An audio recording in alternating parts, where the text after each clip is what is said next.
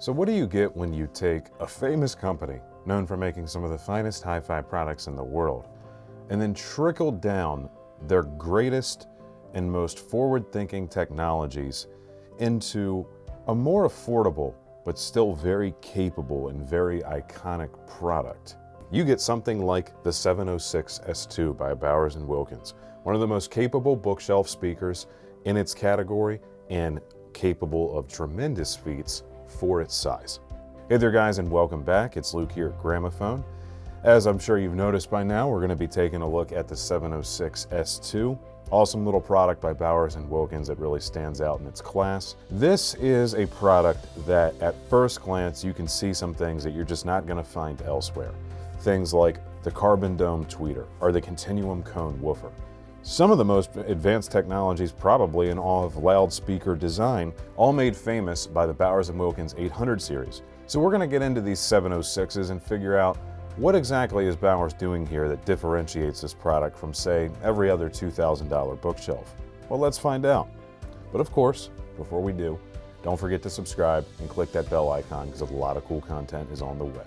And don't forget the question of the day, which is, do you generally prefer bookshelf or tower speakers, and why? All right, let's talk about the 706.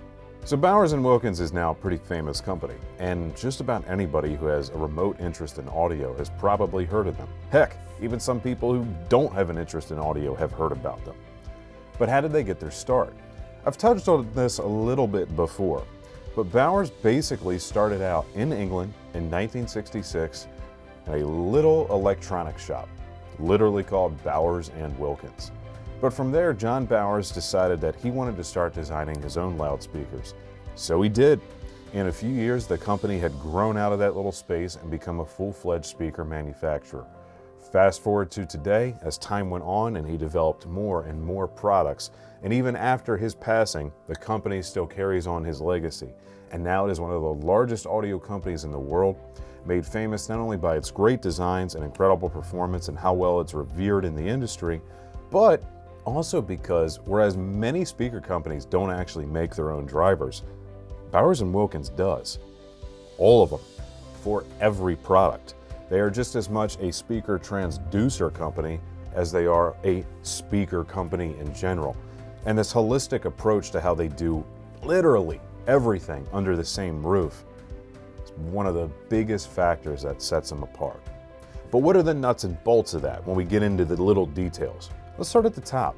You see this cool tweeter up here? Bowers in-house makes their own carbon dome tweeters, as in that's made out of nearly pure carbon. Whereas most manufacturers in the business at this level are using maybe aluminum. Maybe, if you're lucky, something that's got a little bit of titanium in it, silk, some other kind of soft dome material, stuff like that. The thing about this carbon is it can extend higher than pretty much all the other ones I just mentioned. And with that just comes a level of detail that you really don't find in many other places, at least at this level in the market. So this tweeter is a standout. It can come off as a little bit bright at times, but gosh, the detail is there.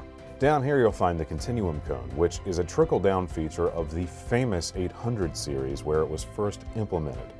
The Continuum Cone is an aramid cone, meaning that it's a strong aramid fiber, much like Kevlar, and in fact even contains some Kevlar, but there's a mix of a few other things going in there that's the Bowers secret sauce that we can't talk about. I mean, heck, they won't even tell me, but I can imagine why.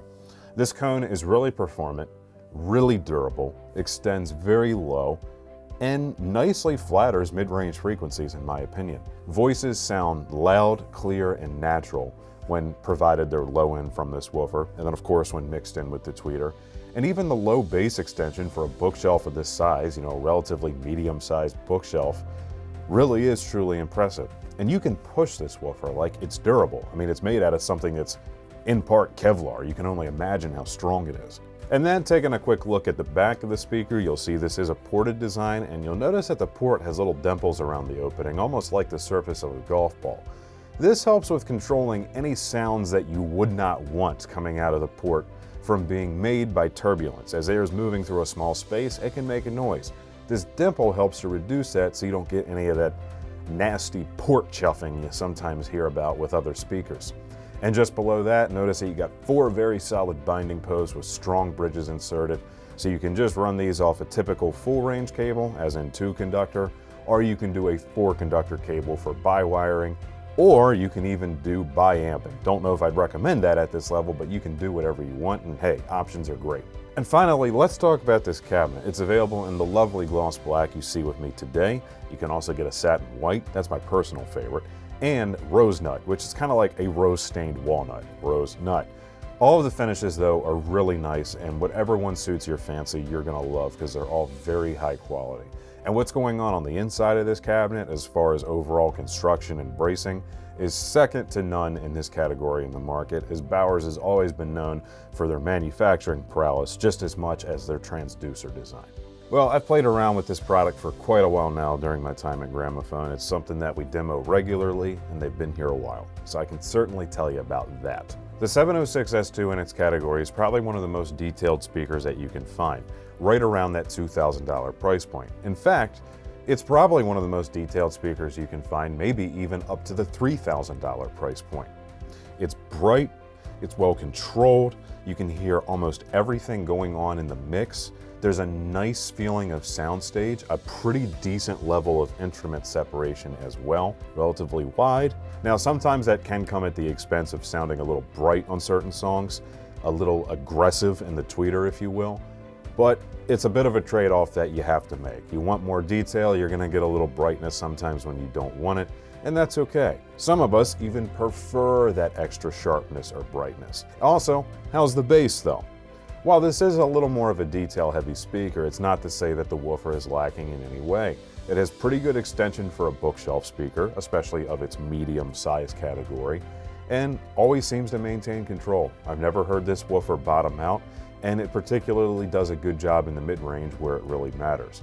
So overall, for someone who leans a little toward the detail or brightness side of the equation, the 706S2 is a good product to take home.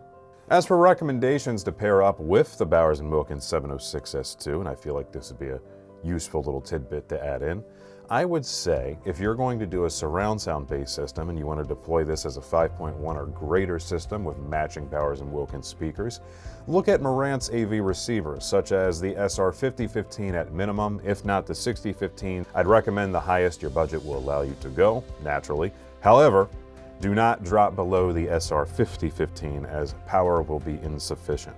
This is not a difficult to drive speaker, but it is one that really does seem to appreciate power when it's available. So get your money's worth out of this speaker.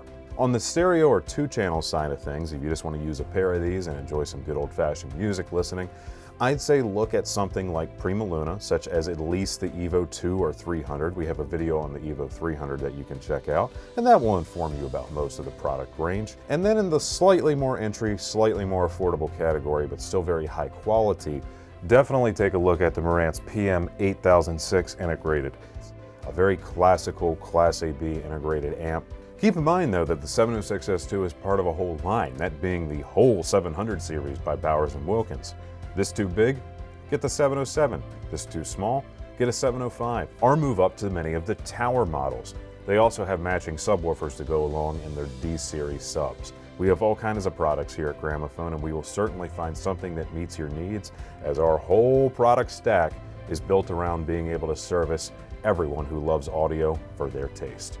So be sure to give us a call or stop by one of our showrooms, whether to demo the 706s or any other of our great speakers. You'll find us in Timonium, Columbia, and Gaithersburg.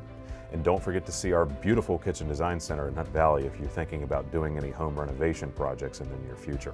And of course, just check the link down below because you will find that the 706S2 and many other 700 series products by Bowers are available on skybygramophone.com. Again, that link is down below. You can check out securely, and we will send them fast and free straight to your door. All right, my friends, thanks for hanging out with me today. Please give us a thumbs up if you enjoyed the video. Don't forget the question of the day, and also let me know down in the comments what you'd like to see us review in the near future. Thank you for watching. Be seen.